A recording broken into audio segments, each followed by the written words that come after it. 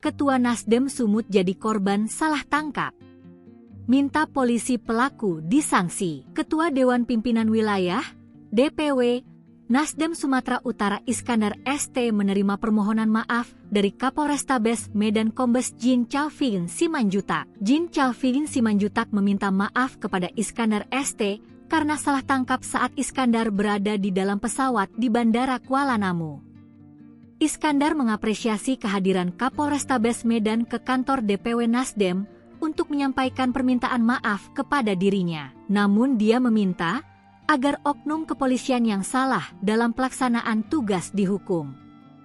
Iskandar ST mengatakan mengapresiasi kehadiran Kapolrestabes sebagai pimpinan menunjukkan sikap yang baik karena kesalahan ini adalah anggotanya. Iskandar pun kembali menegaskan bila peristiwa yang dia alami pada Rabu 17 Oktober 2025 lalu adalah insiden salah tangkap. Sebab waktu itu, dia ditemui pihak bandara saat berada di dalam pesawat yang hendak berangkat dari Kuala Namu menuju Jakarta. Kemudian dia diturunkan dan sempat ditunjukkan surat penangkapan atas tuduhan pelaku judi online. Saya tegaskan kejadian yang saya alami adalah salah tangkap.